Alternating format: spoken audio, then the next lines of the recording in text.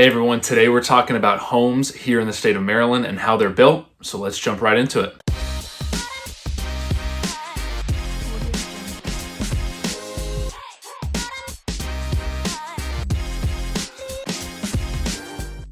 Hey everyone, welcome back to the channel where we talk about all things living here in Maryland. If you ever have any questions, if you are looking to move to Maryland, buy, sell, rent, or if you just have some questions about visiting Maryland, I'm always available. Love to answer any of your questions. You can reach out to me anytime. That number does come directly to me, and I'd be more than happy to help in any way possible. And feel free to subscribe, like the channel if you are looking for all information Maryland, as we do new videos each week here. So hopefully those are some help to you guys. All right, so today we are talking about homes in Maryland, how they're built, and what you can expect if you are looking to move here in Maryland, especially coming from outside states. I know for me, I'm from the West Coast originally. Been here several years now. Homes, just the way they're built, the structure, outside material, all that kind of stuff. It is so different, from other parts of the country. So just wanted to go over that real quick here. All right, so in the state of Maryland, you can expect most homes to have basements. However, in central part of Maryland, from Baltimore down to DC and that central region, you are gonna see a lot of basements in your single family detached homes.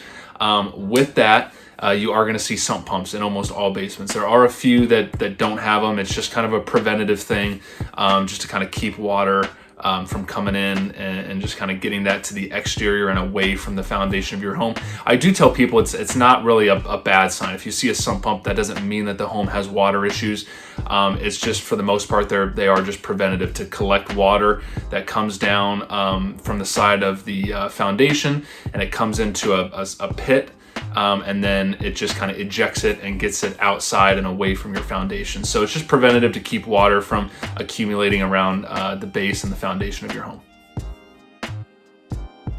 So when it comes to roofs in Maryland, what you can expect there, almost all homes in Maryland are going to have your architectural shingles. So they're 20 to 30 year shingles, and that's what you're going to see here. I know for me, I was used to a lot more tile type roofing in the West Coast. Out here in Maryland, it's just not as conducive for the rain that we get. We definitely get a lot more rain than a lot of the West Coast part of the country. So I think that's definitely a huge part of that. Now, if you're looking to move into Baltimore City, even a lot of part of Baltimore County where you see row homes, if you're looking for something like that, you are going to see flat roofs in that part of the state here. So that's something to keep an eye out. Flat roofs, there's nothing really wrong with them. I mean, homes sell, they're not caving in every day, but they do tend to collect more water, right? Because there's just not that kind of runoff that you have with your pitched roofs. So that's just something to keep an eye out for if you are looking for a home that has that. We always recommend, I know I talk to my inspector about this all the time, so if you do have a flat roof, we recommend roof certifications. Roof certification is kind of like a home warranty for your roof. So it just kind of gives you like a 1, 2, 3 year time period where that roofing company will kind of guarantee the roof. Just gives you a little peace of mind as you kind of get started.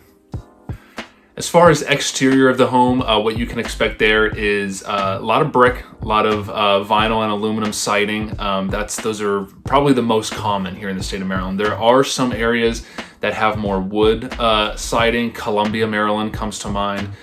They just have a lot specifically in Columbia, but outside of that, it's kind of more random. For the most part, you're gonna see a lot of brick, you're gonna see a lot of vinyl and aluminum style sidings. Okay, I wanted to speak to utilities real quick. So on average, I would say, I walked through a lot of homes. I would say about 50% of the homes out there have natural gas. So it just kind of depends on the neighborhood that you're in. But that's a good rough estimate based on my experience. So other than that, if you do not have it, propane is very common because people love cooking with gas. So like for me, for example, we do not have natural gas in our community, but right here to the side of the house, we've got a propane tank with a line running in so we can have our gas stove and kind of enjoy cooking because it's just not the same on electric. So you're gonna see that a lot if the homes do not have natural gas. When it comes to heat, if you are looking at homes that were built probably early 70s and before, oil is still fairly common. So for us, I live in a 1960s rancher, so we've got an oil boiler. So the oil feeds the boiler for our heat every year via hot water baseboards, and it actually runs year round because it does our hot water too.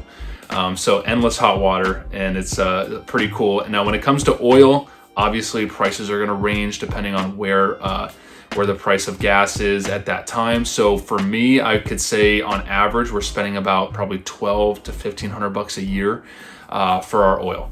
And then we've got BG&E for our electricity, and that's usually pretty reasonable. Our home is probably 2,500 square feet. We're probably spending about $150, $175 a month, especially during the summer. In the winter that comes down because we're not using any electricity for heat. So that's kind of what we're looking at, and I know a lot of homes still have that oil, so something I wanted to prepare people for. So either it's going to be oil via a boiler, like I just explained for me, and then you still see some oil fueled furnaces. So, but like I said, if you get into the mid 70s and newer, you are not really going to see any oil. It's going to be natural gas, and it's going to be electricity for your heat pumps and furnaces.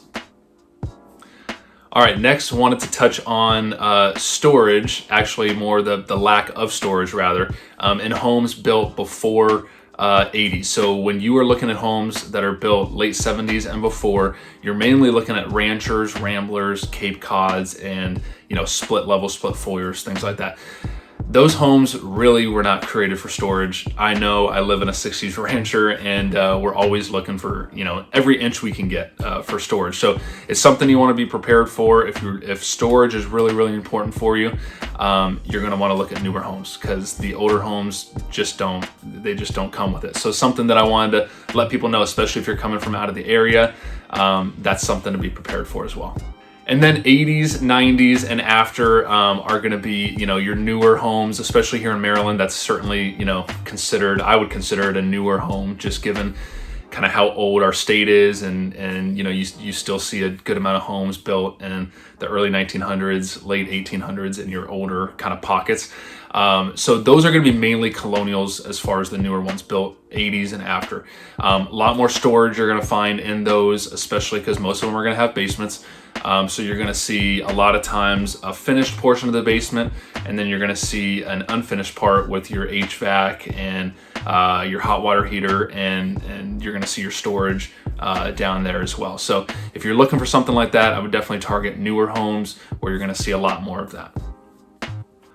All right, when it comes to plumbing, wanted to mention real quick a type of piping called polybutylene. Polybutylene, polyblue, there's a few different names for it.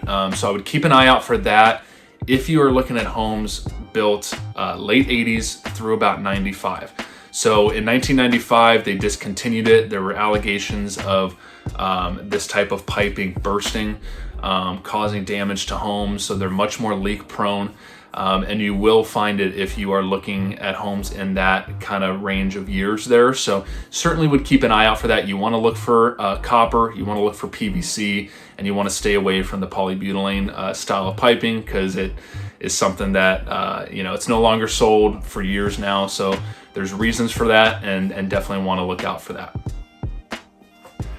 And I also want to mention radon gas. So here in the state of Maryland, we do have it. It's hard. I've talked to a number of inspectors on this. It's not something that is typically in a specific location. It can be very random.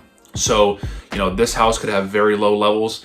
The house right next to me or across the street could have higher levels. So it's kind of tough to really target. So we do consider it a health and safety thing here in Maryland. We do encourage people to inspect for it. If you're bundling it with a general structural mechanical inspection, you're typically looking at $100 to $125 to look at that and see where the levels are at. Anything under 4.0 is considered, okay. So and then they typically recommend that you inspect every, couple years to just kind of stay on top of where those levels are. If you have a higher level in the home, it's typically about $900 to $1,000 to get that remediated. It's a PVC pipe. I think it's a 4-inch PVC pipe that they install typically through the sump pump. somewhere at the foundation where they kind of depressurize, and then with a fan, they're just going to 24/7, that air is just going to be, you know, getting out of the home, and it's going to reduce and keep those levels lower. So that is something that I would kind of check out. If you see that style piping in the home, especially around a sump pump, then it might already have it, but I would certainly look at that and just kind of keep that in mind as well, that we do have that here in Maryland.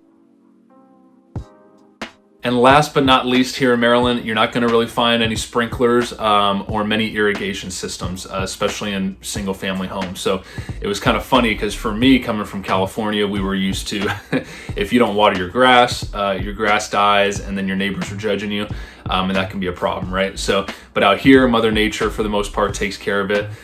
Later in the summer, the grass tends to, you know, it could get some brown patches and kind of die in certain spots. But for the most part, you know, all through spring, summer, I mean, it's staying green. We get a decent amount of rain here, typically around 60 inches a year precipitation here in Maryland. National average is about 30.